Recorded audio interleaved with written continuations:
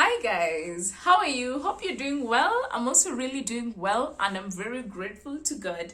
Once again, welcome to my YouTube channel. It's an honor to have you on board. This is September, our gynecology month, where we are discussing conditions affecting women. And this particular day, I want to talk about something that's common to many women, especially those who have not yet given birth, the young, the teens, I want to talk about painful menstruation. It's something I have gone through. It's something I've had to really fight with. But before that, there's a song by Brian and Jen Johnson which says you're gonna be okay. I don't know what you could be facing right now. It could be something so hard that you don't know how to tell it out to the world. But I want to tell you one thing, that it's going to be okay. You have to press on and keep going, because God has not given up on you and he will never give up on you. So this song has really been an uplifting song during difficult times and uncertain times for me, and I hope it blesses you. Okay. I know it's all you've got to just be strong, and it's a fight just to keep it together. I know you think that you were too far gone, but hope is never lost. Hope is never lost. Hold on, don't let go. Hey, hold on, don't let go. Just take one step closer, put one foot in front of the other. You get through this. Just follow the light in the darkness. You're gonna be okay.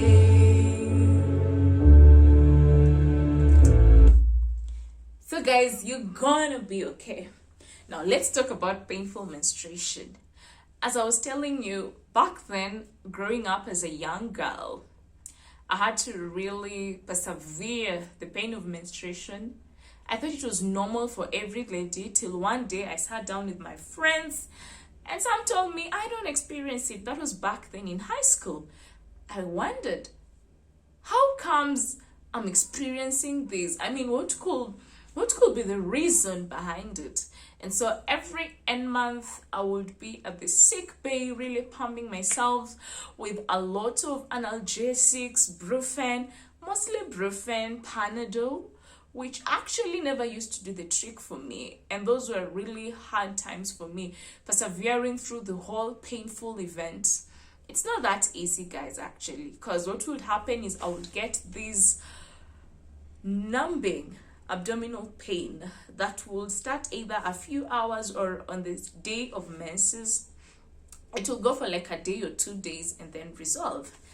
And when I joined campus, it actually became worse.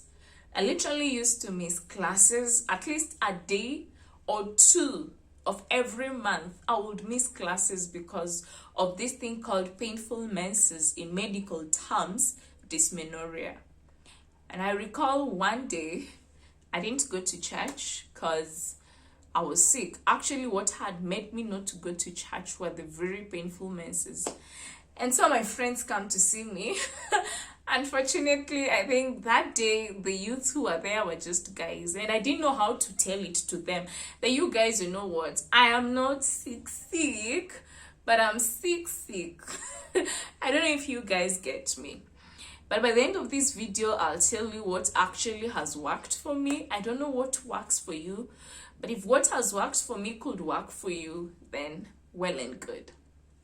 Now, painful menses could either be of primary category or secondary category. Primary category means there is no pathology, there's no disease causing that painful menses, but you're getting painful menses simply because of the physiological changes that happen in your body. That is what most people get, especially young ladies. The thing with this kind of pain is that it tends to start a few hours, or let's say a day to your menses, or actually start on the day of your menses. And the good thing is that it rarely goes beyond 24 hours. If it has to persist, then that's up to 48 hours or 2 days. It resolves, all right? And then the other thing with this kind of primary pain, where there is no disease but it's just physiological, it's a pain which you experience in your lower abdomen, tends to go all the way to your back, and at times goes in between your thighs. The third thing is that you get to tend to get other associated systemic symptoms. For instance, a lot of nausea, a lot of vomiting, sometimes diarrhea. You feel like you are really bloated. Those are the things that are really hard to struggle with: nausea, vomiting. And at times it used to be very bad, to the extent that if I haven't had episodes of vomiting, I'm very sure that pain is not gonna get resolved, But then once I have like 2 or 3 episodes of vomiting and a few episodes of diarrhea, it kind of tends to make the pain a bit bearable. So it's not something good. I know how nasty it can become. So the other thing with this kind of pain is that many times we get it because of that anxiety and psychological tension, psychological pressures and stress. What happens is that all these things tend to lower your pain threshold, such that it's just normal pain or slightly above normal pain, but because your pain threshold has been lowered owing to the psychological factors behind it, then you end up experiencing this really bad dysmenorrhea. Okay, and then the other thing is just the role of the nervous system, overactivity of the nervous system, and production of certain chemicals within our bodies that actually are responsible for this kind of pain.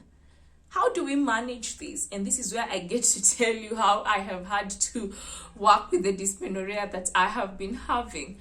Number 1, exercise. Exercise helps a lot. It really helps. And then the second thing, psychotherapy, especially where it's largely contributed to by psychological stress, that will really help.